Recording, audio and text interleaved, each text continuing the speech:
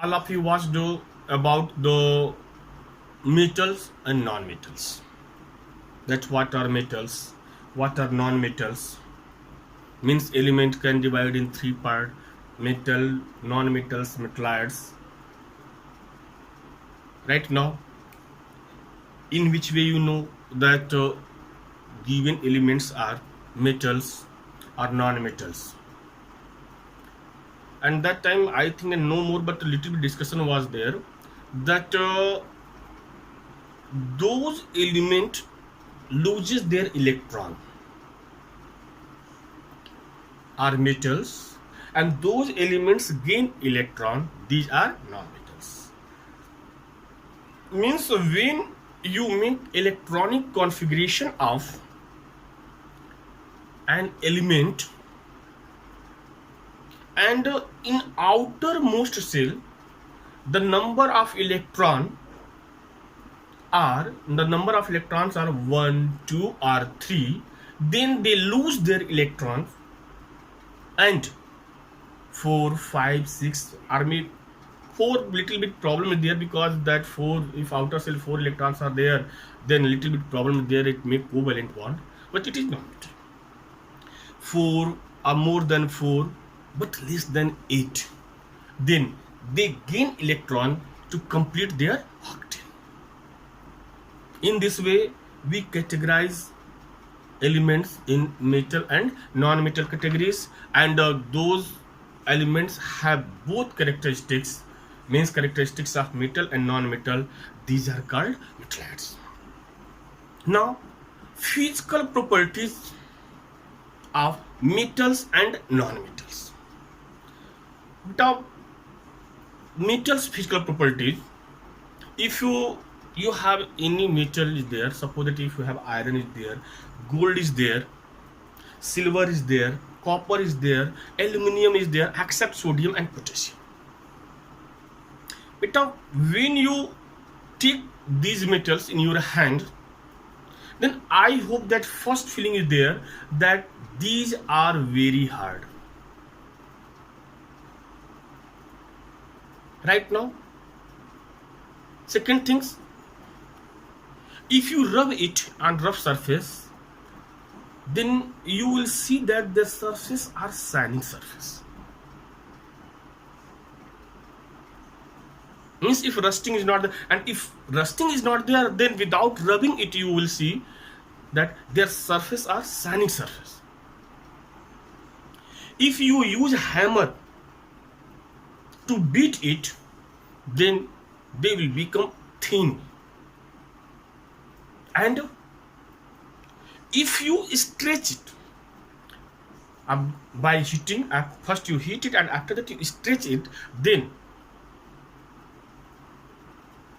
you will see that they will change in the form of wire. But these metals all of you use in your house wiring. Why all of you use house wiring? Because these are the good conductors of electric current. In cooking, those vessels are there, these are metals. Why we use these vessels? Because these are the good conductor of heat, and due to good conductor of heat, suppose that a cooker is there, a tea pan is there, all of you use plastic handle. Why you use plastic handle? Because these are the good conductors of heat. You can polish it, you can paint it. You see small, if you have a small size of metal is there, you see their weight, means density is more, means these are the physical properties of metals. If question will come, write the physical properties of metals, then I think that all of you know these properties. When you were in class 9th, class 8th, all of you read it, the properties of physical properties of metals and non-metals.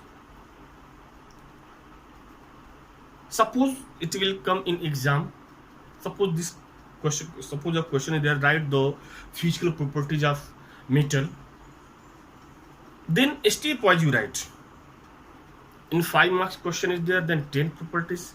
In 3 marks question, then 6 is there. In this way you write. Sometimes question will come in this way, that write difference between the physical properties of metals and non-metals. And you know that the physical properties of metals and non-metal both are extremely opposite. Means reciprocal to each other. Reciprocal to each other means what? Inversely proportional. Right now, means those who didn't know the property of metal and non-metal, easily that student can write the difference between the metals and non-metals. Okay, let us see the physical properties of metals. First physical property you see that metals are malleable. Metals are malleable means when you use hammer on metals, these metals will change in thin sheets.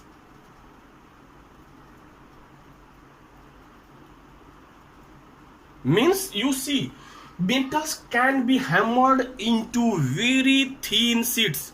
For example, and you know that gold and silvers are the good example of malleability. You can beat it and you can change in very means thinnest sheet.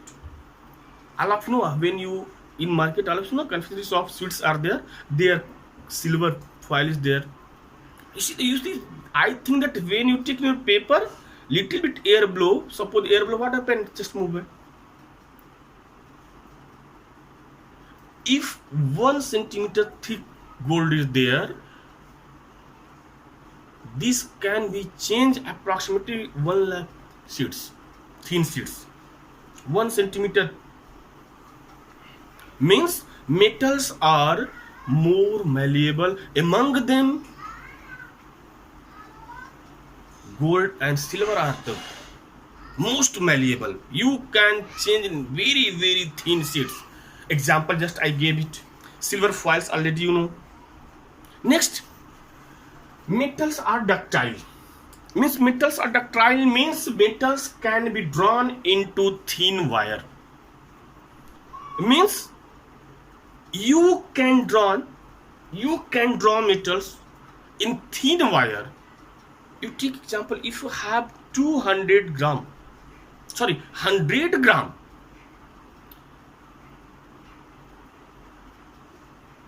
if you have 100 gram silver is there, then you can draw it up to 200 meter.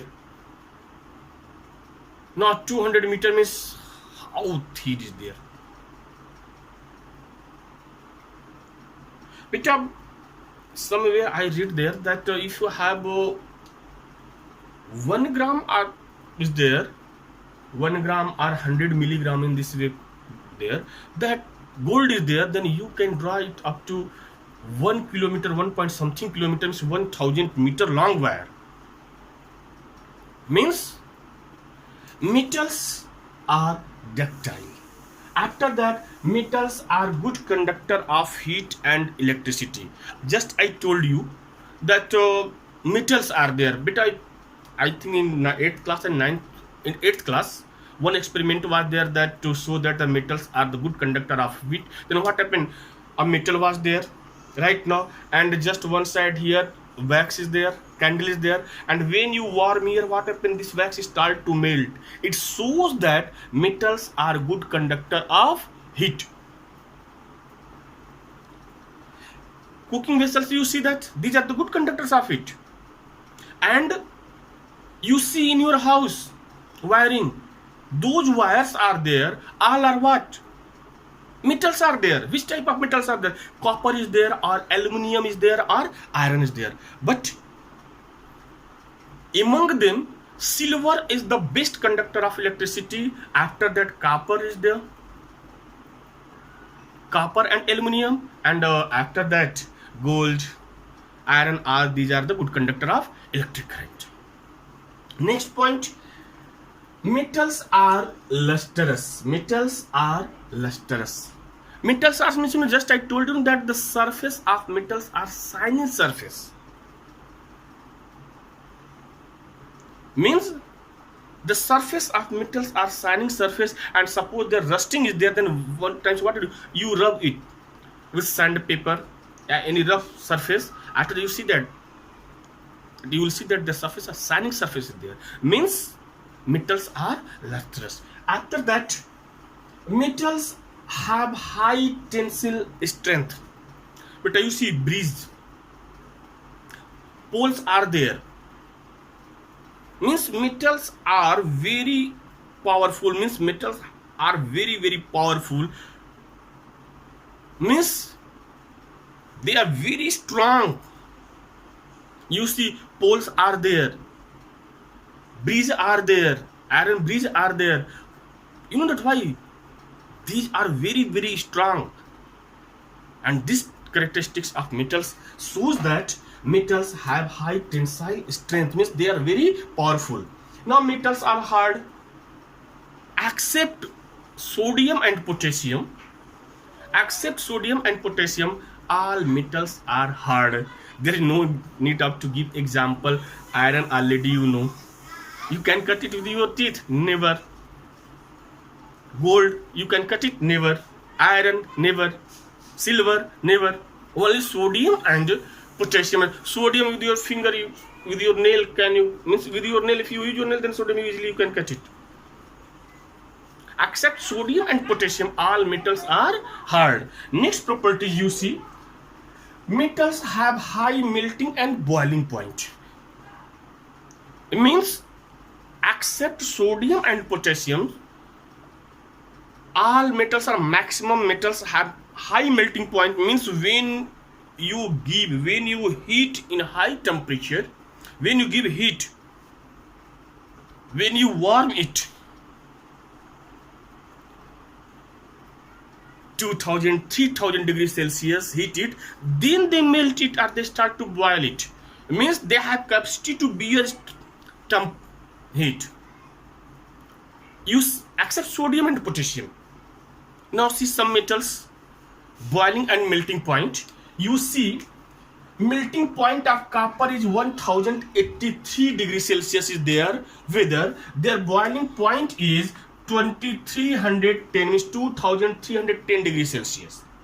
Iron melting point is per degree Celsius is 1539 degrees Celsius, and their boiling point is 2450 degrees Celsius. You see example of silver. Silver melting point is 960.8 degrees Celsius, and their boiling point is 1955 degrees Celsius. And sodium potassium, I told you that sodium potassium melting point is low, not very low, but sodium is very low. I put that when you compare to copper, iron and silver, then melting point of sodium is 97.9 degrees Celsius, and their boiling point is 882 degrees Celsius, and melting point of potassium is 63.8, and their boiling point is 760 degrees Celsius. Same way, density. But you see that you take a cotton, and you take iron. I think that, and both are into boxes is there, and two sacks are there. Then you see in one sack, if you fill cotton, then it will take a large space, and their weight will be 1 kg, 2 kg, maximum 5 kg.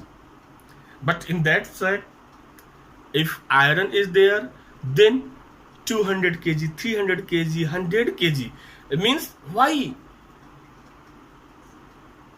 They are more dense.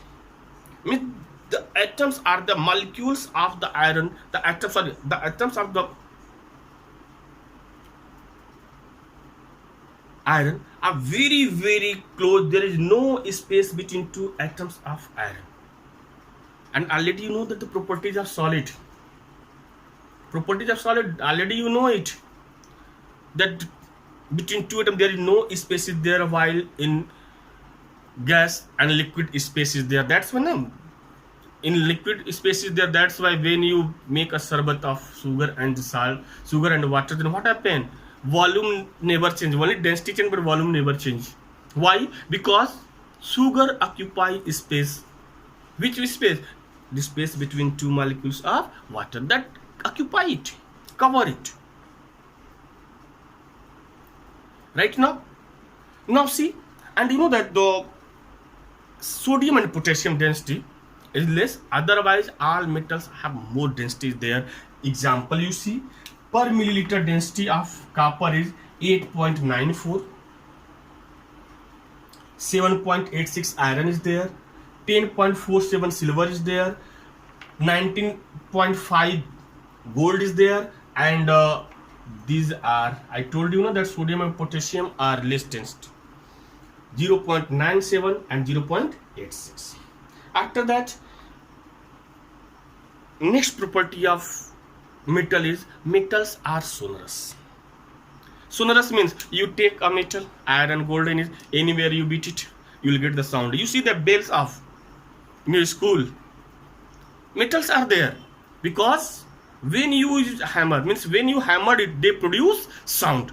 Means metals have characteristics, they produce sound, and these characteristics are called that these characteristics of metals called that sonorous. Means metals are sonorous. When you hammered it, they produce sound. Right now, after that, you see all metals are solid. Simple, all metals are solid. Liquid is not there, except mercury. Except mercury is there. Mercury is the solid, but it is in liquid form. And last property is there, when you mix two types of metals, or when you make the homogeneous mixture, homogeneous solution of two types of metals, you will get alloy. Alloy, what are alloy? Alloy are the mixtures of the homogeneous mixture of two or different types of metal. Two different types of metals. Means last property of metal can form alloy with metal. For example, when you make a homogeneous mixture of copper and zinc, you will get the alloy of brass. These are the physical properties of metals. Right now, see physical properties of non-metals.